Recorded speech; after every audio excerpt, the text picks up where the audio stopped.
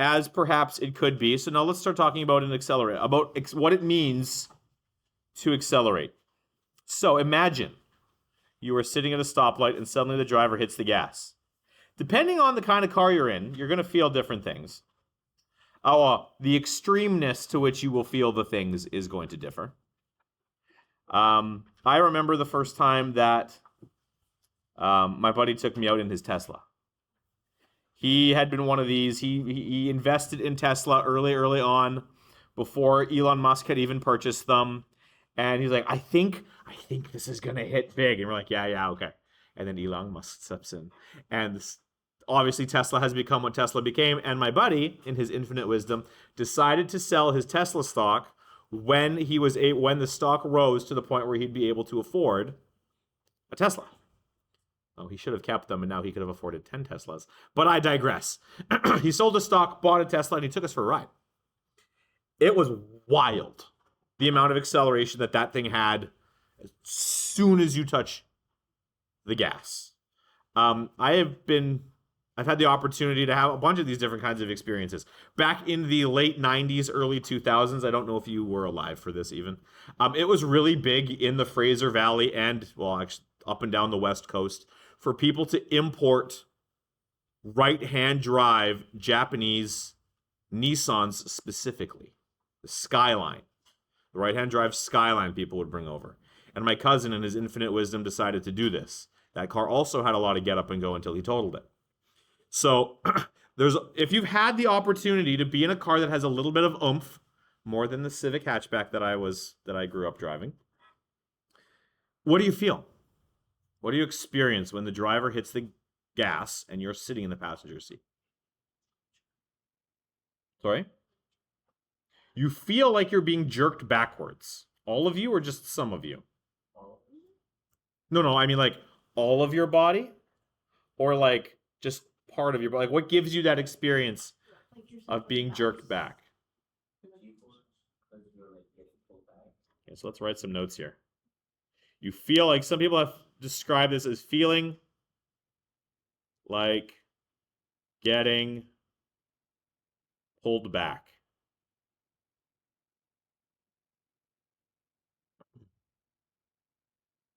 And Jedediah, you just kind of demonstrate this. You were like, so it's not necessarily all of you that's getting pulled back. It's your head that's getting pulled back.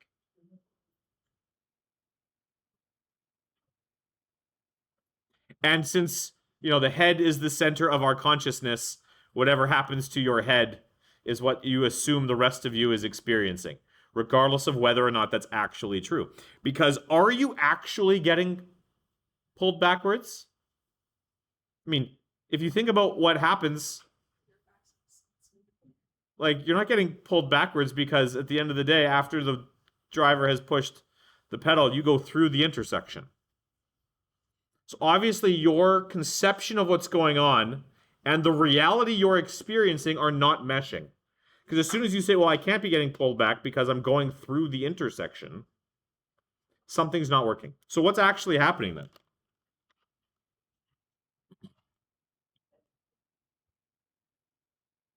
Someone said something about G-forces. What's a G-force?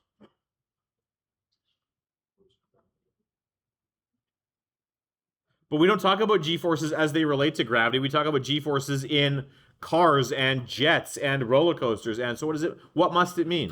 9.8 meters per second from one way to another. So either forward, backwards, up, down. So 1G is that measurement of, you said 9.8 meters? Per second going back. Close, you're close. Not meters per second, but you're close. It's the idea. So what a G-force is, I'll explain this one because it always comes up at this stage. We'll talk about it in more detail when we actually talk about gravity. These are multiples of gravity. I toss you out the window right now just because, I'm done with it all. I'm going to end my career in a bang just by hucking every single one student at a time. I don't know how I would get through more than one student. You'll just line up and here we go. Again, end my career by chucking students out the window.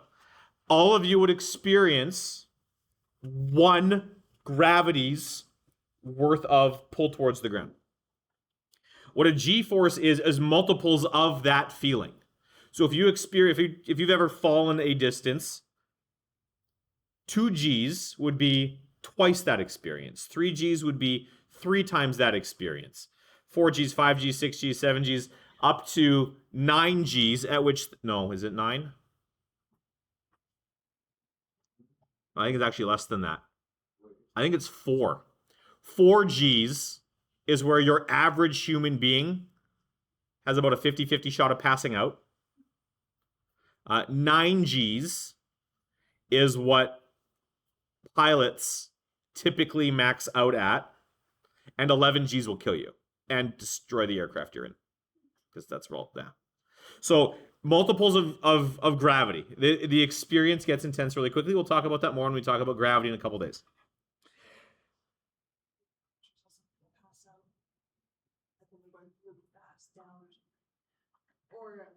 Usually it's on loops. Yeah, we'll talk about that. Why that happens. Actually, not today, but we will. We will talk about why that happens. And someone actually, based on that idea, someone designed what they call a euthanasia coaster, where you start at the top and the loops get tighter and tighter and tighter and tighter to the point where at the end of it all, the roller coaster comes out and everyone's dead. It's designed to hold the human body at gravitational, or at G-forces, which we'll talk about what these are specifically, at G-forces high enough that you will not survive it for long enough so at the end of it you come out effectively you come out brain dead. And when you're brain dead, you're dead, because the brain's responsible for some things.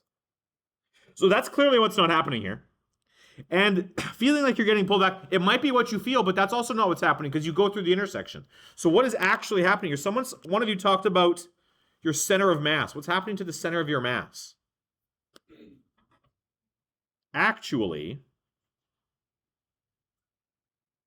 we always hate to be that guy. I always hate to be that guy. Don't want to be the actually guy walking around correcting people. But you're in Physics 11, and so you asked for this. Actually, what's happening here? Where's your center of mass?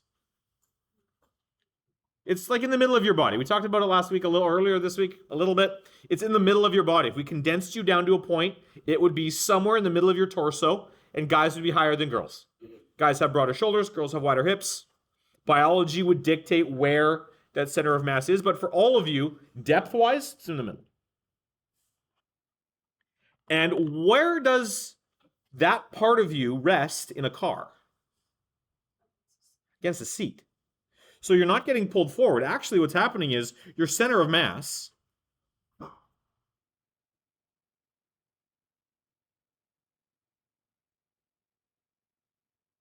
is being thrust forward. I like that word, thrust. And all the rest of you that's further away from center of mass takes a little bit to come along for the ride. You're sitting there and all of a sudden, like if I walked up behind you, you're standing in the hallway, I walk up behind you and I push you in the middle of your back. All the rest of you is going to stay still. Your head probably jerks back, your arms might jerk, if your arms are out, they jerk back as your chest goes forward, and then the rest of you gets dragged along for the ride as your spine catches up to what's happening to the rest of you. So if you want to minimize the feeling of getting pulled backwards, what do you do when the car goes forward fast? What is built into the car designed to prevent things like whiplash? Yeah, your headrest. That's why we don't think about it, we don't really talk about it, but having a functional headrest is wildly important to prevent things like whiplash injury. But even then, you still feel like you're getting sucked backwards because the seats are cushioned. Even if you were like totally up against the seat, you're just like, as the whole thing kind of drags you forward because the cushy part is enveloping you. Again, depending on the kind of car you have. Let's do the opposite scenario. You're driving at 50 kilometers per hour because we're all responsible adults driving around in the city of Abbotsford. When the driver slams on the brakes, what do you feel? You feel like you want to keep going forward. It's not just your head, it's your whole body. What stops you from going forward? The seatbelt. So it almost feels like you're getting pushed forward.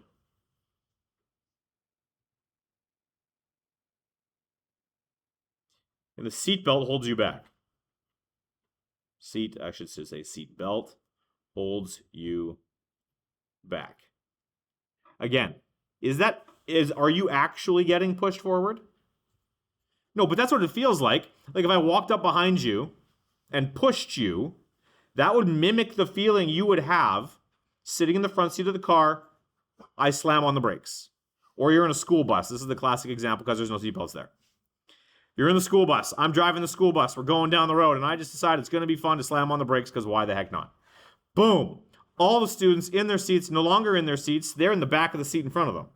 Have you done this before? I do not have my school bus driver's license. I almost got it, but then I stopped practicing and let my license expire. Sorry? And then you told them about slamming everyone forward. No, we don't do that. Actually, a couple years ago, I did have I had a really small physics class. So I actually brought my car over to the side and I did this up and down the driveway here. I opened the gate and just accelerated really quickly and then slammed on the brakes and then just, feel it. But with 30 of you, I can't do that. Oh, ooh. I In the back of your truck. don't have a truck. So it feels like you're getting pushed forward. But again, is that what's happening here? Are you actually getting pushed forward? Yes. What's the mechanism doing the pushing?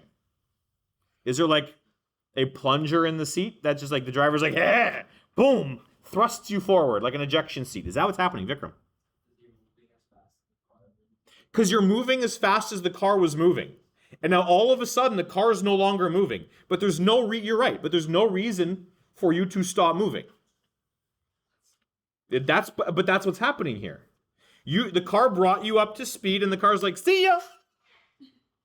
And if you're not wearing your seatbelt, there's another portion of the car that will bring you to a stop. The dashboard and the windshield. Ouch. And if it doesn't bring you to a stop, then the gravel out in front of the car will. This is why the seatbelt was invented and is so important. But I want to go through the window. As someone who has known someone who has done this, I would not recommend it. No. Nope. We are not singing that song in my class. So what's actually happening is what Vikram said. Actually, yep. You are moving with the car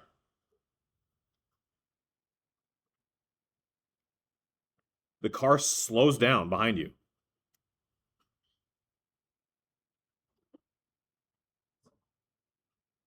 And you keep going. Because of what property? It's not your momentum. It's related to momentum. Starts with an I. It's one of these physics buzzwords. I think it's supposed to say ignition. Inertia. It's the concept related to inertia, which again we'll talk more about next chapter. The tendency for an object to continue moving if nothing else acts on it. Which is why we wear seatbelts. Because something will stop you because you're going 50 kilometers per hour with the car. It'll be the seatbelt, the dashboard, the windshield, the concrete, the tree, the other driver. Something will bring you to a stop. The airbag. And we designed things to minimize how bad that stopping procedure is. Because it can be really, really bad. So, but what you feel here, the push forward, the pull back, what you feel, even though it's not actually what is physically happening, what you're feeling is this idea of acceleration. We don't use the language of we don't love to use the language of decelerating, because deceleration is just a slowing down. It's still all an acceleration. Acceleration is the push that you feel when your velocity changes, and this is the big idea. Velocity acceleration is related to a change in velocity.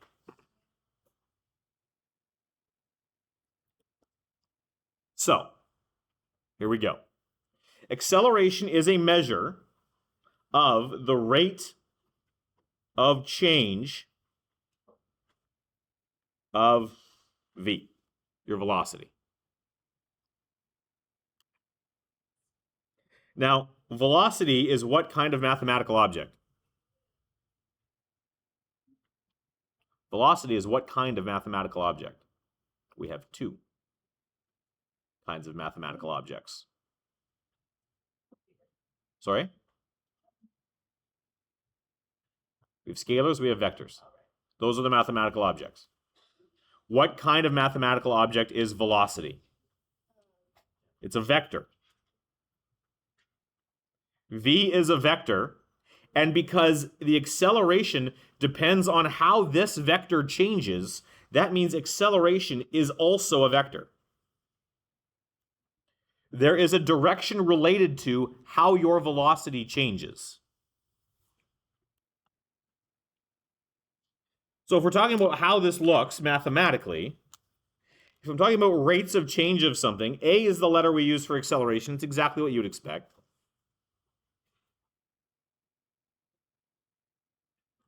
What symbology are we going to use here for a change of V? Delta V.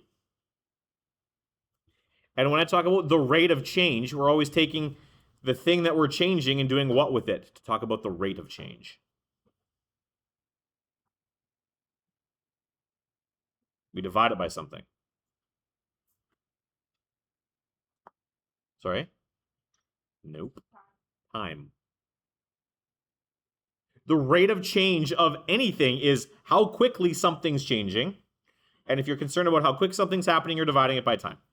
So acceleration is the change in velocity over the change in time. We can expand on this a little bit here because the change in velocity is your final velocity minus your initial velocity divided by time. And now we're going to start to pull out what we call the kinematic equations out of this stuff.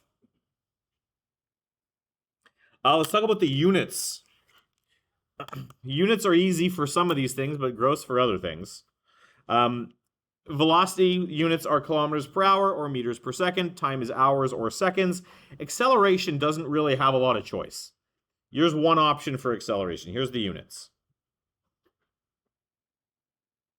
Conceptually, for ease of understanding, velocities, we're going to talk about them being in meters per second. So the units for acceleration, you're taking a velocity, something that's in meters per second, and you're dividing it by more seconds. So often how this gets quoted one of two ways. Some people say that this is a meter per second. Or the quirk of dividing a fraction by a whole number, if you remember your math 9. It's going to give you meter per second squared. And so these are the units that we use to talk about accelerations. It's how quickly or how many per time your velocity is changing.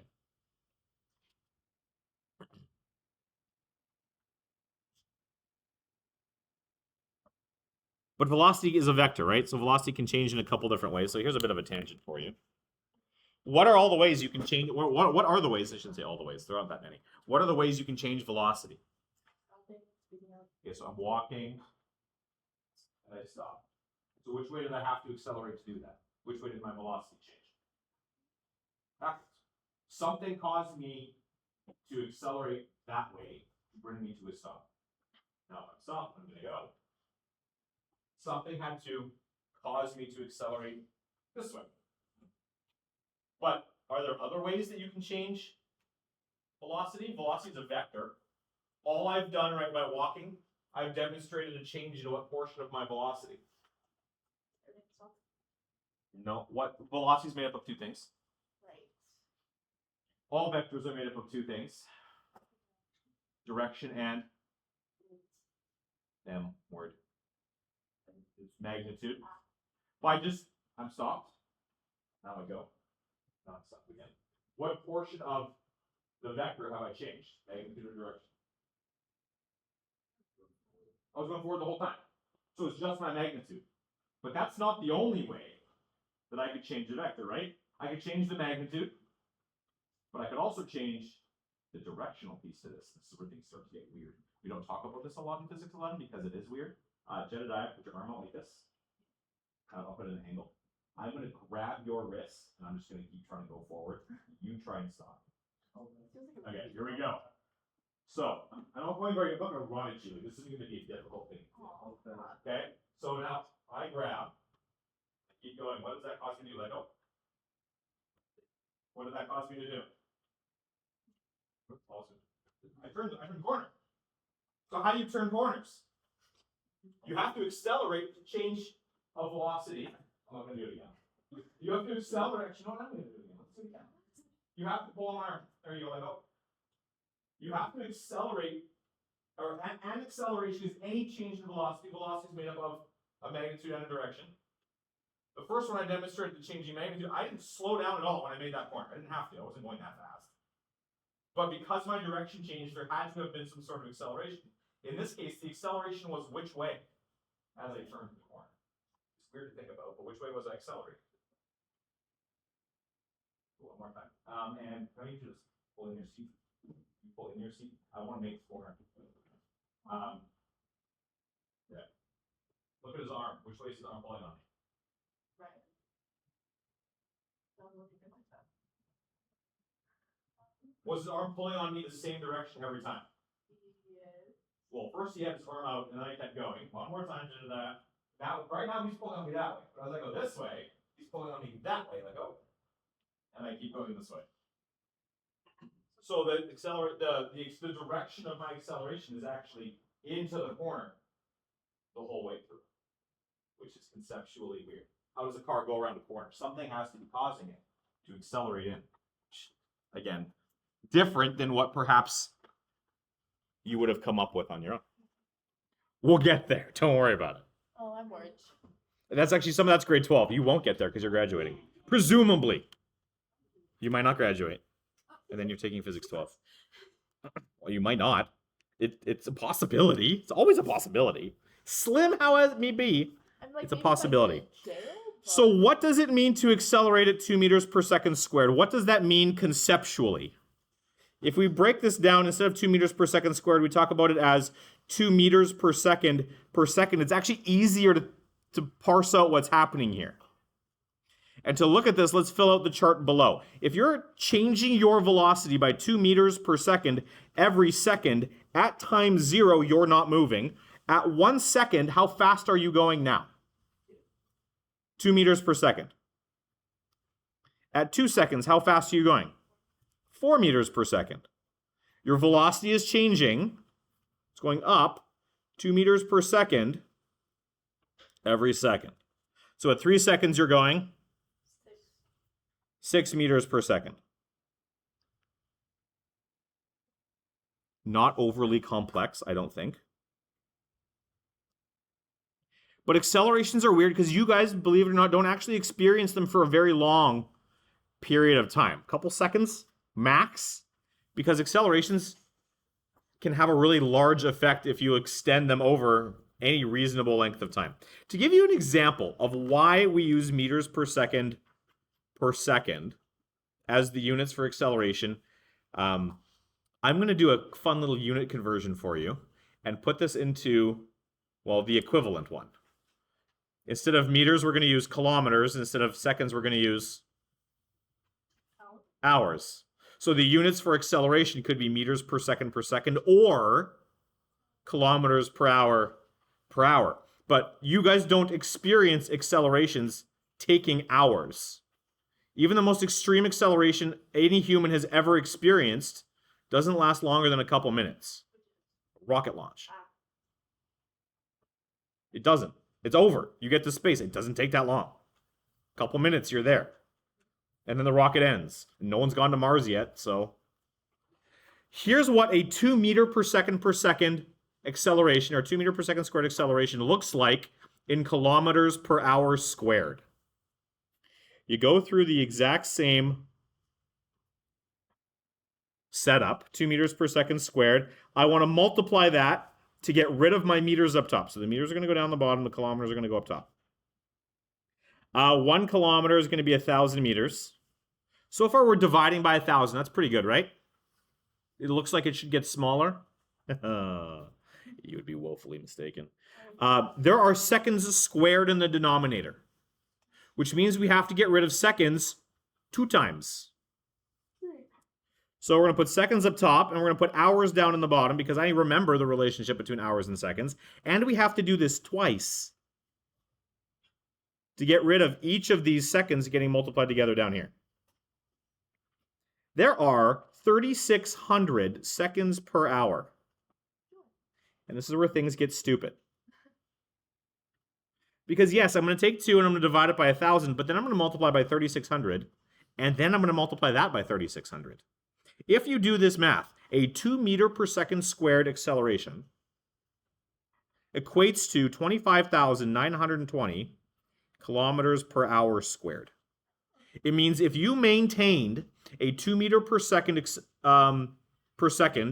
acceleration, after an hour, you'd be going 25,920 kilometers per hour. Oh, good for you. I mean, it's not bad for you.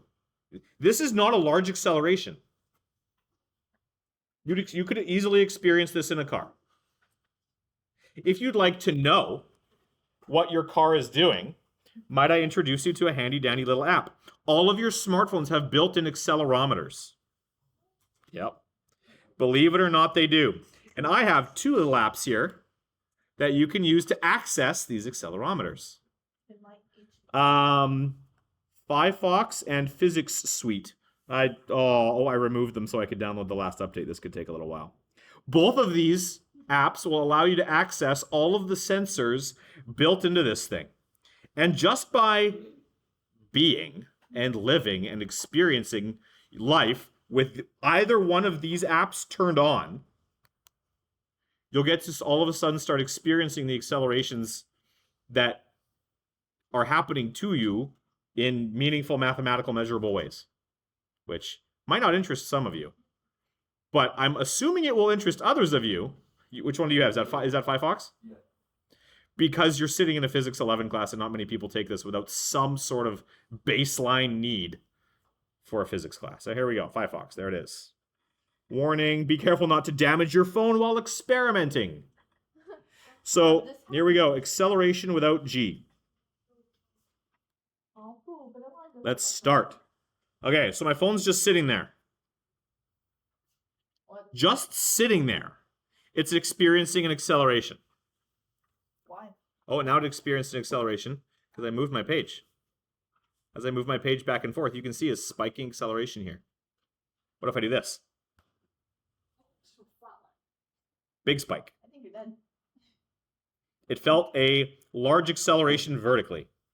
So forwards and back, left, right. And you can see I've got linear acceleration in the x direction, which is left, right. Linear acceleration in the y direction, which is forward, back. And then Z is up off the desk. If I slam on the desk again, that was a smaller acceleration because I was open hand, not the fist. So you should. So if you want to know what you're experiencing in the car, app like this, put it beside you, drive. And you'll get measurable values. You can pause this. You can zoom in. You can say, okay, right, you can start picking data. What's that point right there? My phone, I can't remember which direction this was. X direction. When I slid my phone forward, that was a 3.5 meter per second squared acceleration. It didn't look like much, but it was a very short period of time that my phone experienced that acceleration for, which is often what you'll experience in life. 2 really cool apps.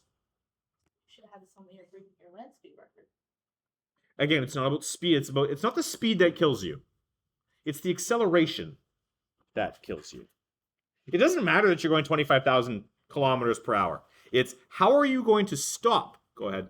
Going 25,000 kilometers It's per like hour. a bee that was going Yes. 6 kilometers. Yes. distance. It's the B that's going 6 kilometers per second. That's not the issue. Coming to a stop, there's an issue there. We'll talk. That's unrelated. Friction becomes an issue at those speeds. But in space, the B can go 6 kilometers per second. That's terrifying. So the rules for direction are the same for acceleration that they are for velocity and displacement. Things get a little bizarre here. So let's talk about what these things mean.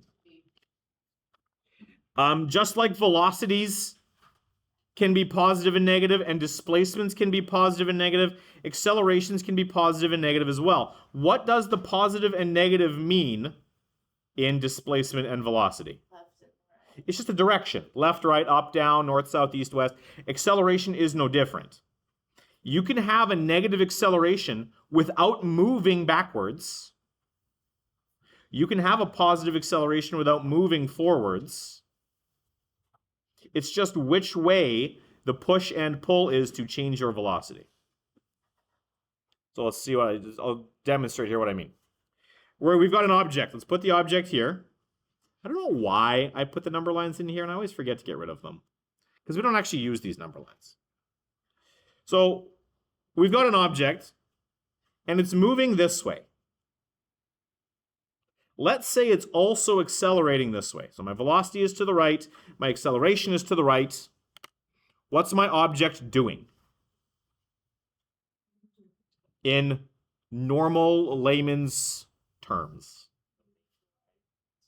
it's speeding up as it moves to the right. Speeding up to the right. So my acceleration is positive. My velocity is positive. The way we would understand this, a positive acceleration means you're gaining V.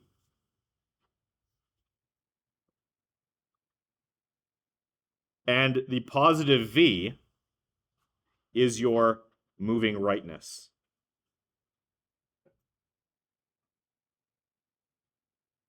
What you understand to be happening gets broken up into the two effects. Okay, cool. Next one.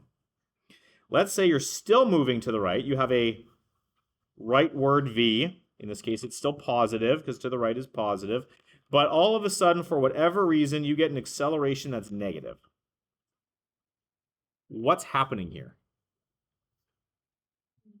Levin, you understand this to be slowing down.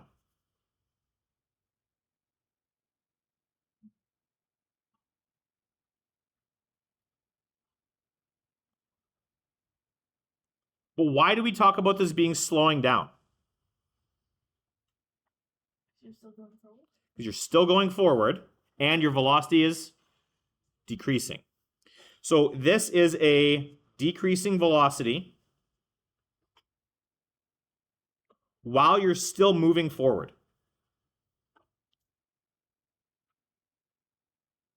Typically, how do you experience this? Stopping after you're running.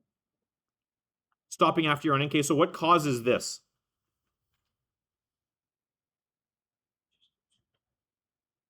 What do you mean just start slowing down? Some mechanism has to cause that. What causes this? Okay, well, let's go an easier example. You're in a car. What causes this? Red light. Well, the red light doesn't stop you. I assure you. I've been through many of them. The brakes. I shouldn't say many. I have not been through many red lights. I've been through a few red lights. I assure you, the red light is not the thing that stops you. It's the police. My wife was in labor. I did not stop at the red light. Police. What stops you? No, the police don't stop you either. Cop can be behind me. I'm going to keep going. What causes you to stop? The brakes. The brakes cause this. So your understanding of most things that cause a negative acceleration is that they end when you're no longer moving. Let's make it more interesting, shall we? Let's create some sort of mechanism that will slow you down, but will not stop acting after you've stopped. So here's what we're going to do. On the front of your car, we're going to mount a jet engine pointing backwards. And that's the thing that's going to bring you to a stop. That seems like overkill. Wildly overkill and irresponsible, because this is going to continue to cause you to accelerate backwards even after your car is no longer moving forwards, which generally we don't want. If the acceleration continues, what's after you've come to a stop, you're going towards the red light and you're like, okay, here we go. Flick on the jet engine. And your car struggles to go forward and it comes to a stop. Jet engine doesn't get shut off. What is your car going to start doing? You're going to start going backwards. Problematic. But this is what's happening. So your acceleration is still negative. But now, what are you doing? Before we draw anything here, as you start to, the acceleration continues to push you backwards and now you're moving backwards. What are you doing? Colloquially, like in normal English. You're going backwards and you're speeding up. That's how we would talk about it. We're speeding up backwards.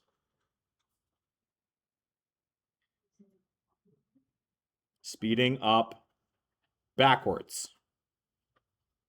But if you remember, the negative and positive is just a direction. So the negative acceleration just means you're getting pushed this way, but now you've also got a V this way. It's also negative because it's going that way, but we talk about it as speeding up. So what I'm trying to get you guys to undo in your brains is this idea that, okay, if my acceleration is negative, I must be slowing down. If my acceleration is positive, I must be speeding up. That is not true. It's just all about which way your direction is, as the speeding up and slowing down bit that you intuitively understand is connected to how fast, it's connected to the direction you're already moving in. If you're moving backwards and accelerating backwards, we don't like this. This is not something that we are used to. But I think I'll tell you the story about my buddy and I. We went out at lunch and on Mount Lehman Road, we throw the car in reverse and just wham. He was very good at this. This is something he did often because he was the kind of guy who just wanted to get better at things he wasn't good at already. So driving fast backwards with the steering at the back of the car is weird. Because now the front of the car becomes the back of the car when you're moving backwards, and this is where you're steering from. Very weird experience. He was very good at it because he'd spent a lot of time. He was just neurotic like that. He's still a good buddy of mine. He just wants to become good at things he's not already good at, regardless of how weird the skill is. So he did this. Yep. So let's keep it going here. What if... So now the jet engine's going. You're moving backwards. I think that's with shorts. And you cut the jet engine. You turn on the other jet engine that's on the back of your car that's pushing you forward. Flip. Or you slam on the gas and now your wheels are going like crazy as the jet engine's coming, but then the jet engine runs out of fuel. And what happens? You're moving backwards still. And now you're trying to go forward. But now you're trying to accelerate forwards. You've got a positive acceleration and a negative velocity. What does that mean? What's happening here? Yeah, but what happens, like, conceptually at the beginning of this whole thing? You're moving backwards, and now something's pushing you forwards. There you go. Yeah, you're slowing down as you move backwards.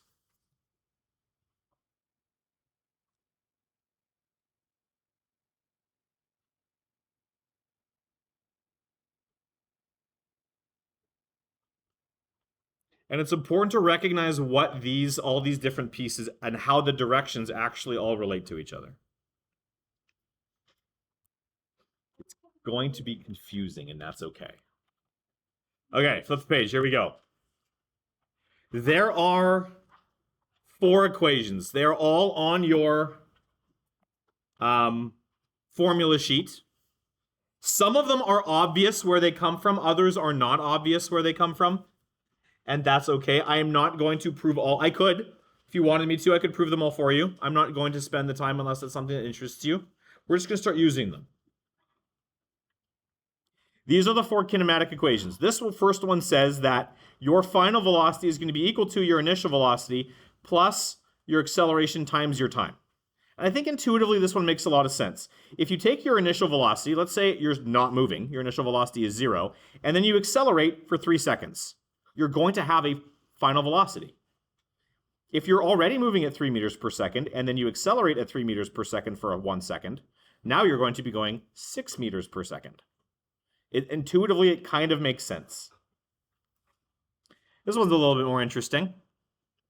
This one's a relationship that involves your displacement now. This one says that your displacement is equal to your initial velocity times your time. That portion of it looks an awful lot like your constant velocity relationship that we had, d equals vt. But to that, we're going to add this relationship, plus half at squared. And what this says is that your displacement is equal to how you would displace already if your velocity was constant, plus the displacement related to your acceleration. Because as you go faster, you're going to start to cover more ground. We saw yesterday, 2 days ago, that a curved line on a displacement time graph meant that your velocity was changing because the line was getting steeper. Look at what kind of equation we got here. All of you who have done pre-calc 11 already should recognize this as what kind of an equation? It's not a stupid one. Well, no, it's not a stupid one. This one has a name. What kind of equation is this? It's a quadratic. Quadratics are curved, like the graphs we drew yesterday. Fascinating, or the other day. We've got this one here. This one's really weird.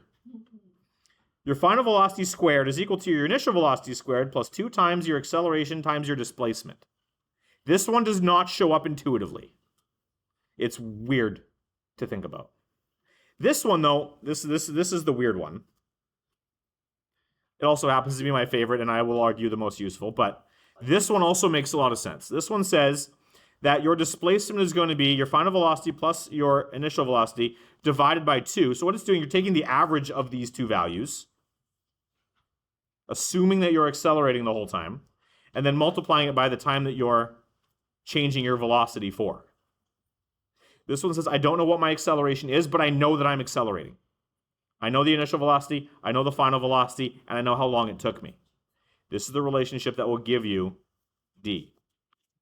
And so now that we've got a bunch of equations to work with, this is where it becomes more important that you have a method for solving these kinds of things. So I'll walk you through a couple examples, and I want to use the method that I'm showing you here. A moped, traveling at 18 kilometers per hour, accelerates at a constant 1.5 meters per second squared for 6.4 seconds. What's the final velocity in kilometers per hour? So now we've got a whole bunch of pieces going on here, and for the sake of time, I'm just going to blast through how this example will look. What do we have here? We've got an 18 kilometers per hour. 18 kilometers per hour relates to a velocity. Question says, what is the final velocity in kilometers per hour? So this 18 must represent what concept? Which velocity? Someone said initial. The velocity at the beginning of the problem. VI equals 18 kilometers per hour. We're looking for a final velocity. What other information do we have?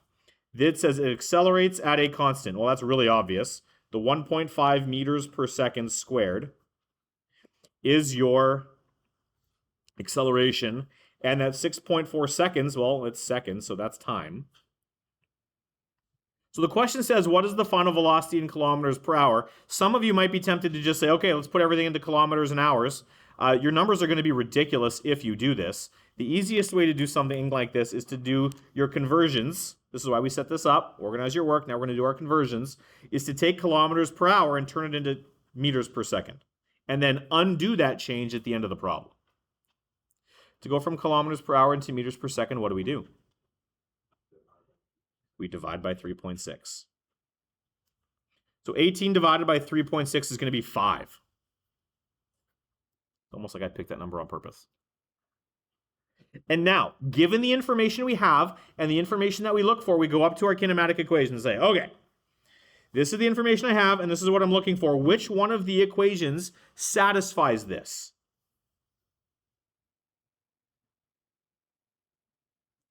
Which equation uses VI, VF, A, and T? The first one. The only one that does. Because all the other three of these have a displacement, and I don't have any information about the displacement. So we have to use the first equation. Write it down. VF equals VI plus AT. I want to see all this work every time you do one of these. And now we're going to fill it in. We want the final velocity. That's going to be equal to the initial velocity, 5, plus the acceleration, 1.5 times 6.4.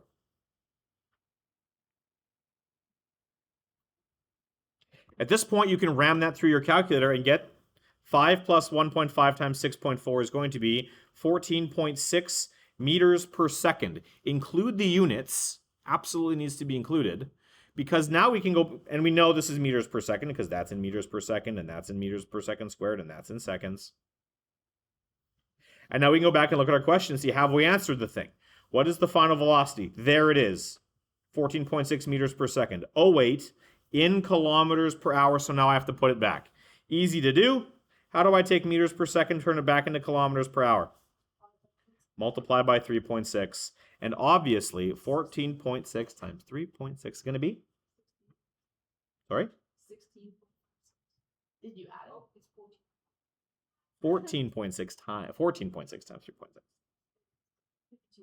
52.6 kilometers per hour. Moped's barely doing the speed limit. After 6.5 seconds. Is there You're not setting a land speed record on a moped. Oh, cool. Here we go. Next one. We'll do a couple examples, and then I will free you to play. What did really have to break out? What is the displacement of a train? You need to put a rocket engine on the back then. What is the displacement of a train as it is accelerated uniformly from 12 meters per second to 40 meters per second in a 25-second interval? So that's the information that we've got here. This is what we're looking for. What is the displacement? So we write it all down. D is what we're looking for. 12 and 40 represent what? Initial and final. Initial and final velocity. It goes from 12, so that's your initial, to 40, so that's your final, and it tells you that this takes 25 seconds. So if that's the information we have, how are we going to go about solving this thing? The fourth one? The fourth one. It's the only one that doesn't have an A in it. D equals VI plus VF over 2 times T. You plug in all your values. D equals 12 plus 40 all over 2 times 25. At this point, you can round that into your calculator. Sienna. Or you can do it in your head. 12 plus 40 is 52. 52 divided by 2 is 26. 26 times 25 is 650 meters.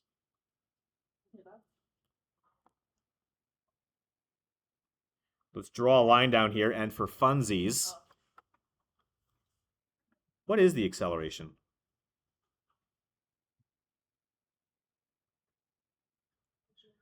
But now, hold on, we've got a whole ton of information here. We've got VI, VF, A, D, and T.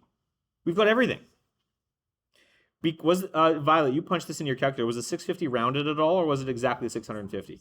Okay, cool. Because this value wasn't rounded, we can use it now if we wanted to find A. We have every piece of information except A. So you can use any one of these equations that makes your heart sing the most. First one. The easiest one is to use the first one. It's the easiest to solve. So let's use VF equals VI plus AT and plug it all in.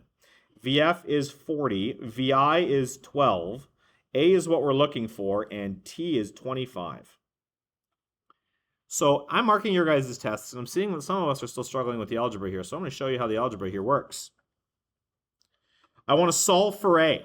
So we have to get rid of any term that doesn't include an A. So because the 12 here is positive, I'm going to subtract it over. Minus 12 on both sides. 40 minus 12, 28, equals A times 25. And now to solve for A, we're going to divide both sides by 25. Notice how I didn't divide by 25 first. Mistake I'm seeing. 28 over 25, we are not leaving that as a fraction because fractions are for mathematicians and we are not mathematicians. We are physicists. It's 1.12 meters per second squared. So just over 1 meter per second. Nice and easy. One more example, and then I will give you some questions to play with. Here we go. And I'll explain to you what today and tomorrow are going to look like. A car starting from rest accelerates at 6.1 meters per second squared for 7 seconds. How far does it move? What do we know? And what are we looking for? We know the acceleration. A is 6.1 meters per second squared. What else do we know? We're trying to find D. How far does the thing move? What else do we know? It starts from rest. There's no number there, but there is implication. There's so much implication in physics. We hate implication because you're like, did they mean what they said? Is this really what they meant? Physics is going to imply things all the time, and you need to be able to read physics and understand the implications. So those of you who are ELL learners, I'm really sorry for what this is about to do to you. Thor. This means if it's starting from rest, starting from implies initial velocity. and rest is 0. You betcha. And a few of you said that. I don't have a final velocity. I just have the initial velocity. I'm looking for D, and I don't know, and I know A. We also know time, Sienna, you said, 7 seconds. So given this information, which equation are we going to use? The second one. D equals VIT plus half AT squared. This one we can't use because we don't have a final velocity. This one we can't use because we don't have a final velocity. This one we can't use because it doesn't have D and we don't have a final velocity. So pick the equation that you need based on the information available to you. D equals VIT plus 1/2 AT squared and fill it in. It's going to equal, and this is beautiful because VI is 0. 0 times T, 0. That whole term is gone. So we're going to have 1/2 times 6.1 times 7 squared.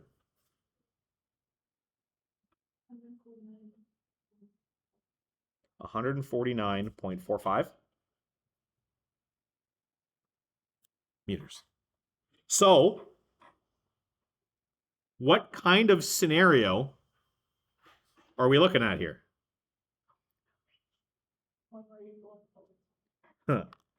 Maybe to answer my question, we should find one more piece of information. What's the final velocity? How fast is the car moving at the end of all this? So to find VF, we've got all the pieces of information, but Violet, was this rounded at all? It cuts off after 2 decimal places? Cool. Because this isn't rounded, we could use it. You can use whatever equation you want. Which one do you want to use? You want to use the third one? We haven't used it yet. Let's use the third one. It's not the easiest one. No, we're using the third one because, no. First one would have been the easier choice for lazy people. But Violet wants to do more work because she wants to see this equation. So let's use the third equation. VF squared equals VI squared plus 2AD. So to find VF, we're going to have to take the square root of the other side. And what are we taking the square root of? Well, VI is 0, so that's gone. We're taking the square root of 2 times 6.1 times 149.45.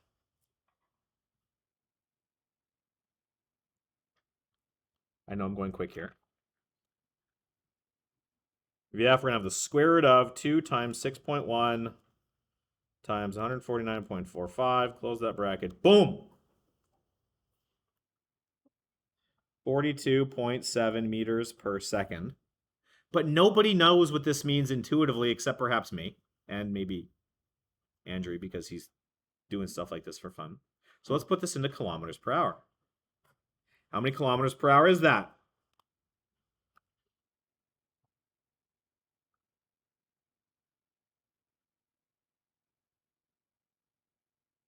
$42.7 times 3.6? 153.7. So now you've got a whole picture. You've got a car accelerating to a speed of 143.7 kilometers per hour over 150 meters in 7 seconds. What is a totally reasonable scenario we could be looking at here? You attach a rocket launcher to it. No. Totally reasonable scenario. Jet engine. Your wife is pregnant, you're going to have it. VI is 0. Look at these distances. This distance. Look at this top speed. No.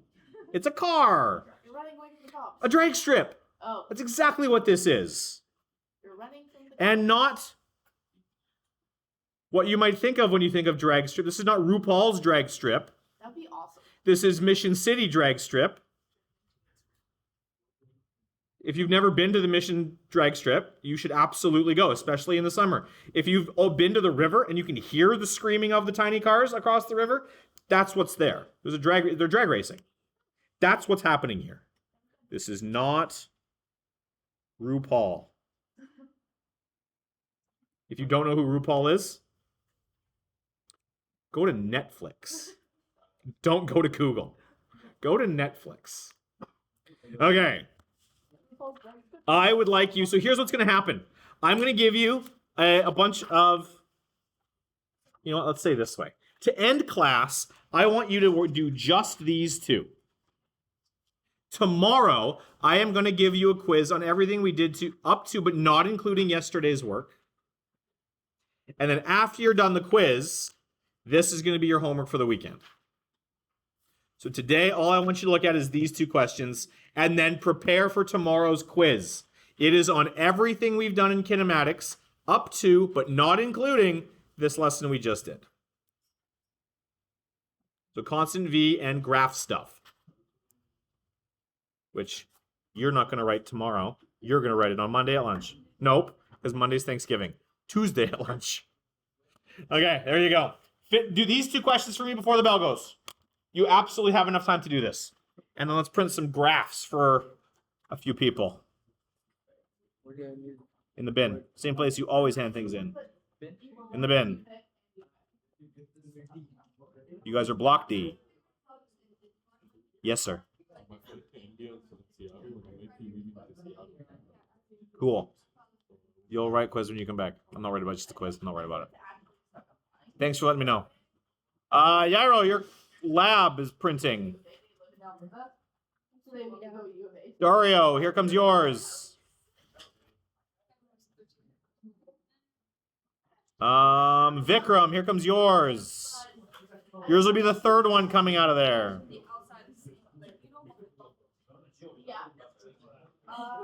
Harpreet, yours is the last one coming out of there.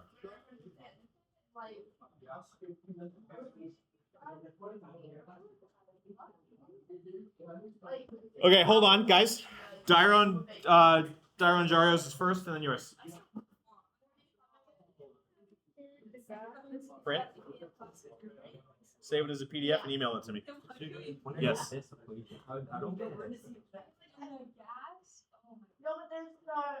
Plus 40 divided by 2 times 25.